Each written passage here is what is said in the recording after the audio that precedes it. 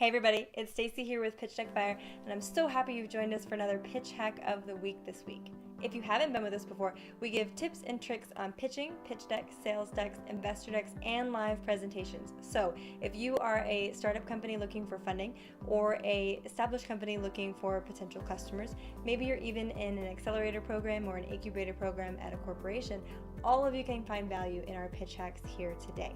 This week, our pitch hack of the week is, what if I don't agree with feedback that I get? So the startup community is somewhat tight, and it provides a lot of opportunities to network and to collaborate with other people.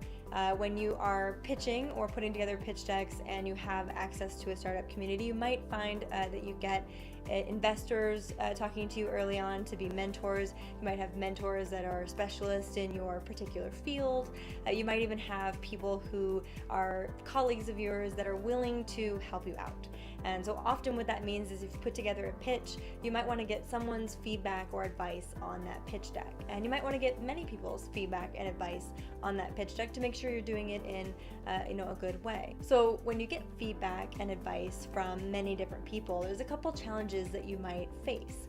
You might have feedback that you get that you don't particularly agree with, and at the same time you might be getting feedback that is conflicting from lots of different sources. If you've had many different mentors take a look at your pitch deck, you probably have gotten conflicting information about how to make changes and perfect that deck. I like to call that one Mentor Whiplash, where it goes back and forth, lots of different opinions that you get from mentors, and it can be really challenging to handle and figure out what to do about that. When you are getting feedback on your pitch, what you're trying to do is to perfect your pitch, and oftentimes if you're pitching to a potential investor, you're also trying to impress that person and continue to get them interested and engaged in your company at the same time. So it can be especially challenging when you don't agree with what is being said.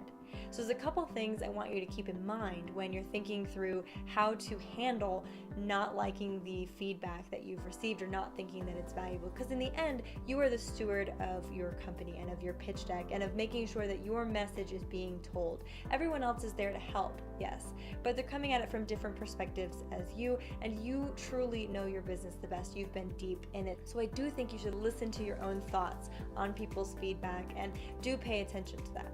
So when you get conflicting advice, what do we do? So number one, what I think you should do when you get conflicting advice is I want you to see if you can corroborate that advice. Take your deck to someone else. Tell them, hey, this is what I heard someone say about this slide.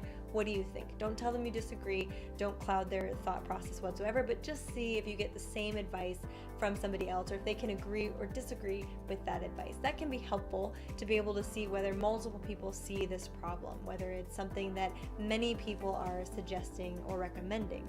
Again, if many people have suggested it already, there's no need to do this step. You've had many people suggest this. Another thing I want you to do, number two, is to kind of take any piece of advice that you get with a grain of salt. You want to make sure you're considering the source. So for example, if you have, a investor or a finance-minded individual who's giving you advice about the finance slide on your pitch deck or the part that you're explaining your financial projections, that might be, a very worthwhile person to listen to for that advice. If that same person who's very finance-minded is giving you advice on how your design of your deck looks, you might want to consider the source. Are they as experienced as they should be to be able to give you that advice? So really think about who is giving you what advice, what their background is, what they're bringing to the table when they are giving you that advice. And number three, what I think you should really do is make sure that you get advice from an expert as well. So you're getting advice from lots of mentors and potential investors. Make sure that you also get advice from people who are experts in the pitching and pitch deck space. Here at Pitch Deck Buyer, we often give pitch reviews and coaching services to clients we haven't done a deck for, but who want to understand more about how to fine-tune their deck and perfect their pitch and make sure that they are speaking in the right way and conveying the right information, and that their deck is clearly conveying that information so we can give them advice and feedback. So I do think you should get some advice from an expert source as well. If they're saying some of the same things that your mentor is saying, then perhaps that's something that you need to make a change. So again, I would say make sure that you corroborate their advice, see if someone else thinks it as well. I think you should also take it with a grain of salt and consider the source when you're thinking about where advice is coming from, and see if you can get an expert to give you advice as well, as it will be more holistic, often than the advice you can get from a mentor who has more of a limited scope or limited experience when it comes to pitching and pitch decks. Now, all of that said, you may now have this piece of advice you've been given by somebody who you trust and who you want to be engaged in the ongoing effort of your company and of your fundraise. And so you don't necessarily want to just kind of drop it or tell them that they're wrong or not use their advice. What I really want you to think about is the fact that while that relationship is very important, you really do want to make sure that you're putting the right face forward for your company, and it's your job to do that. You can always find a way to communicate with a potential investor or a mentor who gave you a piece of advice. Thank you so much for giving me this advice. I have done XYZ that you have recommended. I decided not to do XYZ for this reason. And maybe they'll be like, yeah, I didn't really think that was a big piece of advice anyways.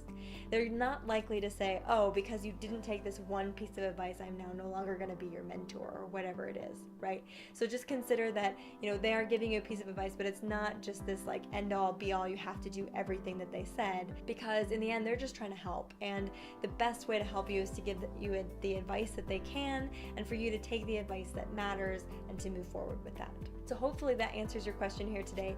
What if I don't like or agree with the feedback that I have received? If you guys have received feedback that you didn't like and you figured out a good way to handle it, definitely leave a comment in the comments below. If you have new ideas for a pitch hack, I would love to answer them. Click on the button down below to submit pitch hack ideas as well. Give this video a little thumbs up.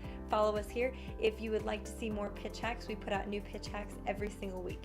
Again, I'm Stacy with Pitch Deck Fire. So glad you joined us here today. We'll see you again soon. Happy pitching!